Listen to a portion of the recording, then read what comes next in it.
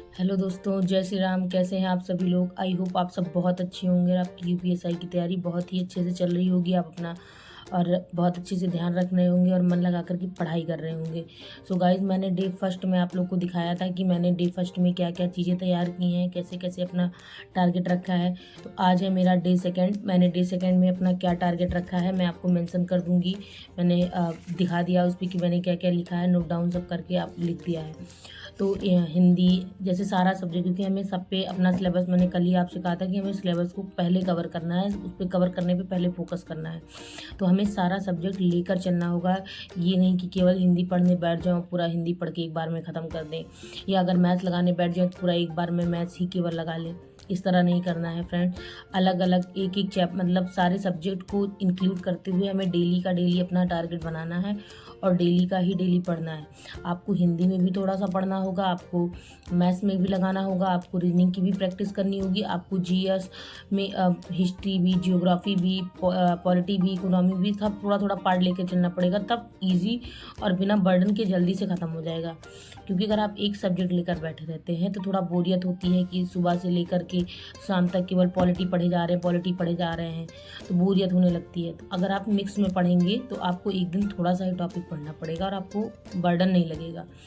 सो चलिए देखते हैं, वीडियो स्टार्ट करते हैं कि मैंने आज की वीडियो में क्या टारगेट रखा है, कैसे अपनी पढ़ाई की है। साथ साथ में मैं तो एक बार देख चुकी हूँ, इसलिए अपने हेल्थ का बहुत अच्छे से ध्यान रखिएगा। अगर आपको वीडियो पसंद आएगी तो लाइक शेयर सब्सक्राइब जरूर करिएगा। चलिए आगे वीडियो में देखते हैं। सो दोस्तों, मैं सबसे पहले अपनी टेबल को सेटअप करके उसके बाद अपना पहला डे 2 का टारगेट भगवान का नाम लेकर के अपने डे 2 का टारगेट लिख लेती हूँ कि मुझे आज पूरे दिन में क्या क्या चीज़ें पढ़नी हैं, क्या क्या चीज़ें ख़त्म करनी हैं। तो सबसे पहले मैंने हिंदी में लिखा है, कल मैंने समास ख़त्म किया था, बहुत ही अच्छे से पूरा ख़त्म कर दिया था समास। जितनी सारी चीज़ें थी सब कुछ उसमें पढ़ा था। और आज मुझे अलंकार पूरा पढ़ना है। मैंने आपको बताया था कि मैं नवीन सर के यूपीएसआई वाले बैच से पढ़ रही हूँ, जो कि बहुत पुराना बैच है 2023 का।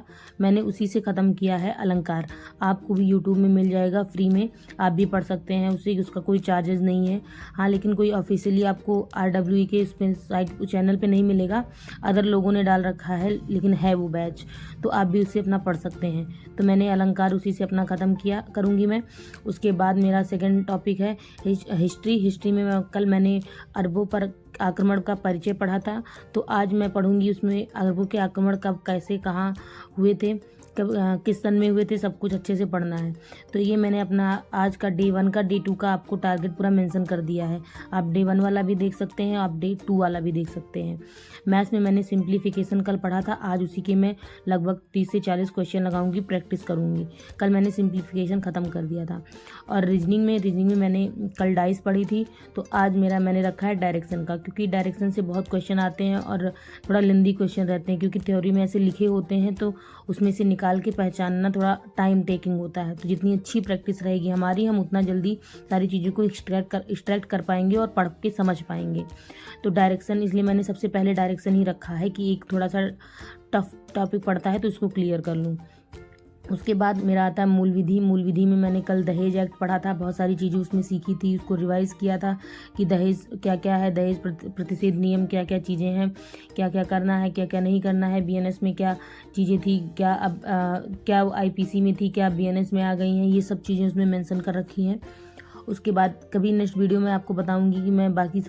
और इकोनॉमिक्स में मैंने रखा है अपना, कल मैंने पढ़ा था आर्थिक क्षेत्र क्या क्या है। उसके बाद आज मैं अवमूल्यन पढ़ूंगी कि अवमूल्यन क्या होता है और अवमूल्यन क्यों ज़रूरी होता है। जैसे आप देखते हैं कि डॉलर और रुपए में होता है कि हमें 1 रुपया देने पर पहले $70 मिलते थे, अब ऐसे ऐसे चीज़ें, मतलब 86 रुपये $1 के बराबर, मैं उल्टा बता दिया मैंने, 86 रुपये जैसे अब $1 के बराबर है। अब पहले क्या होता था कि $70 रुपये $1 के बराबर होता था। तो ऐसे ही ये सारी अवमूल्यन में क्यों अवमूल्यन किया जाता है, क्या हमारे फ़ायदे क्या होते हैं, गवर्नमेंट के क्या फ़ायदे होते हैं, ये सारी चीज़ें।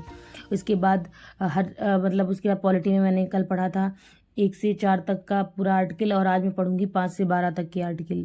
उसके बाद जो आगे आता जाएगा ऐसे ही पढ़ते जाएंगे, आगे क्या क्या चीज़ें रहेंगी और आपको मैं मेंशन करती जाऊंगी, और आप भी उसी हिसाब से अपना टारगेट रख सकते हैं।